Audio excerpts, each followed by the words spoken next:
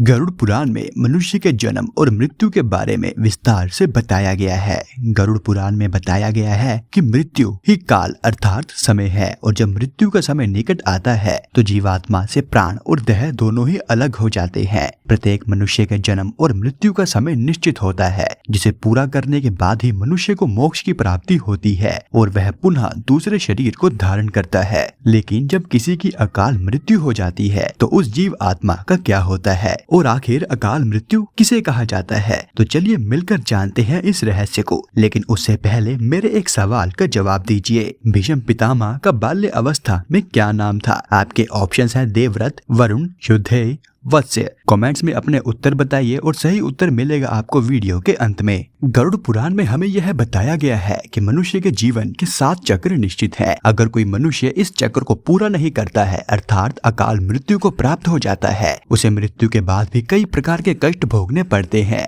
इसीलिए सबसे पहले यह जानना जरूरी है कि अकाल मृत्यु क्या होती है अर्थात किस तरह की मृत्यु को गरुड़ पुराण में अकाल मृत्यु की श्रेणी में रखा गया है। गरुड़ पुराण के सिंहावलोकन अध्याय में बताया गया है कि यदि कोई प्राणी भूख से पीड़ित होकर मर जाता है या किसी हिंसक प्राणी द्वारा मारा जाता है या फिर गले में फांसी का फंदा लगाने से जिसकी मौत हुई हो अथवा जो विष, अग्नि आदि से मृत्यु को प्राप्त हो जाता है या फिर जिसकी मृत्यु जल में डूबने से हुई हो या फिर सर्प के काटने से मृत्यु को प्राप्त हुआ हो या किसी दुर्घटना या रोग के कारण मौत हो जाती है, ऐसा प्राणी अकाल मृत्यु को प्राप्त होता है। इसके साथ ही गरुड़ पुराण में आत्महत्या को सबसे नंदनीय और घृणित अकाल मृत्यु बताया गया है। इतना ही नहीं, भगवान विष्णु ने आत्महत्या को परमात्मा का अपमान करने के समान बताया है। साथ ही गरुड़ पुराण में बताया गया है कि जिस मनुष्य अथवा प्राणी की मृत्यु प्राकृतिक होती है वह 3, 10, 13 अथवा 40 दिन में दूसरे शरीर को प्राप्त कर लेता है, किंतु जो व्यक्ति आत्महत्या जैसे घृणित अपराध करता है वह प्राणी की जीव आत्मा पृथ्वी लोक पर तब तक भटकती ही रहती है जब तक वह प्रकृति के द्वारा निर्धारित अपने जीवन चक्र को पूरा नहीं कर लेता। ऐसी जीव आत्मा को ना तो स्वर्ग लोक की प्राप्ति होती है और न ही नरक लोक की प्राप्ति होती है। जीव आत्मा की इस अवस्था को अगति कहा जाता है। इसीलिए गरुड़ पुराण में बताया गया है कि आत्महत्या करने वाली आत्मा अकाल मृत्यु को प्राप्त होने वाली सबसे कष्टदायी अवस्था में पहुंच जाती है और अकाल मृत्यु को प्राप्त करने वाली आत्मा अपनी तमाम इच्छाएं यानी कि भूख,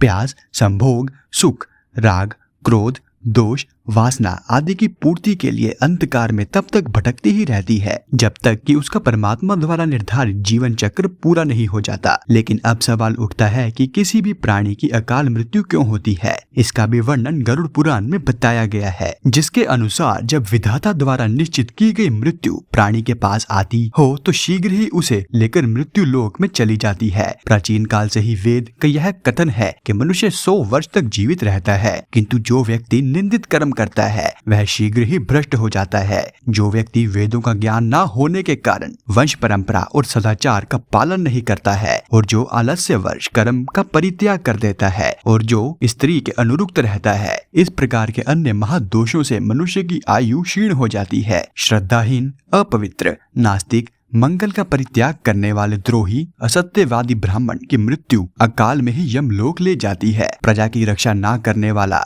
धर्म आचरण से हीन, मूर्ख, वेदा अनुशासन से पृथक और प्रजा पीषण क्षत्रिय को यम का शासन प्राप्त होता है। ऐसे दोषी ब्राह्मण और क्षत्रिय मृत्यु के विषीभूत हो जाते हैं और यम यातना को प्राप्त करते हैं। जो अपने कर्मों का परित्याग तथा जितने मुख्य आचरण है उनका परित्याग करता है और दूसरों के कर्म में निर्वित रहता है वह निश्चित ही अकाल मृत्यु को प्राप्त होता है। तो मित्रों, यह था आज का हमारा वीडियो। अब बात करते हैं आज के प्रश्न की। भीष्म पितामह का नाम बाल्य अवस्था में देवव्रत था। अपने ही द्वारा ली गई भीष्म प्रतिज्ञा के कारण ही उनका नाम भीष्म पितामह पड़ा था।